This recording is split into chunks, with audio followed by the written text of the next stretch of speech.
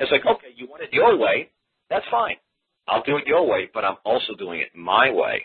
Okay. My way, it's like I say to folks, it's for ease of filing purposes only. This does not negate the claim. This does no impact on what's inside my case. Wonderful. See what I'm saying? Yeah. Oh, they hate that. Oh, Right. because it's true law.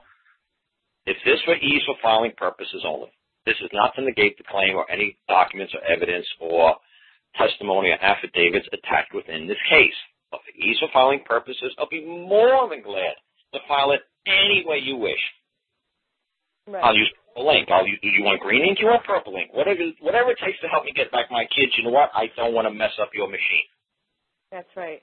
Let's keep this thing rolling. Exactly. Well, that's exactly what we were thinking. We were just kind of wanted to make sure we were trying to tread lightly at this point. We don't want to traverse too deep into the corrupt world of the people in the black robes. If they want all uppercase, all uppercase. If they want all lowercase, do not stress, because there's a lot of folks up there in Canada that believe that something magical power or control or authority over a human being has something to do with how they spell their name. Right. So the way I like to use examples, like, well, look at the guy Prince, the guy from Minnesota, Milwaukee, the singer guy. Yes. He got tired of being screwed around with his name. So what did he do? He put some chicken scratch symbol, and he said, hey, write the check out to this. Crazy chicken dance mark. I don't even remember what it looked like. I think it was upside down question mark or something like that. I don't really remember. Like that, yeah. And believe me, his check got cashed. You know what I'm saying? So it's just a symbol. It's just a hieroglyphic. Just because we spell it with, like my name is KRL, it's a hieroglyphic. It's just a symbol. It's just, okay. It's like, okay, that's my name. It's like, yeah, and so my name is just what I use for convenience to intercourse in commerce with those of the public, just like I use my car. It's just a tool. Yeah. It's just what I claim is proper to my person, my property, like my car is.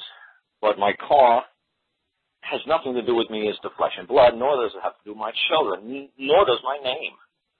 I'm making a claim in open court. Whether it's spelled, like I said, you can look at a lot of the United States Supreme Court rulings. I'm not sure how many folks you have up there in Canada, but there's a lot of cases where it's anonymous versus anonymous, or what's that famous Roe versus Wade, because the lady didn't want to use her name. She went under Roe. So the court couldn't possibly care less what the name is before them. They need to see a flesh and blood entity, or this is common law. This is if you choose to use common law. The court does see Coca-Cola and Pepsi, but that's in a different venue and a different style of law. All the court cares less is about, if in common law, is there's a man or woman who's stating a claim and under oath of affirmation, like swearing it on a Bible, pointing across the room and said, that person did me wrong. That's all the court cares about. They don't care what your name is. Your name could be John Jacob Jingleheimer Schmidt. They don't care. Exactly. They just need to know that some man or woman came into court and they pointed across the room and said, that man did me wrong. And his name would be Rumpelstiltskin. They don't care. They say, did you do him wrong? Yes. Okay, well, you're going to compensate him, or we're going to have to bring the sheriff's department down there to your property, and we're going to have to do a writ of attachment and drag your property out and hand it to this guy. How do you want to work this? It's like I'll willingly give the man compensation for the damages that are due, based on my wrong found by this, honorable jury in court.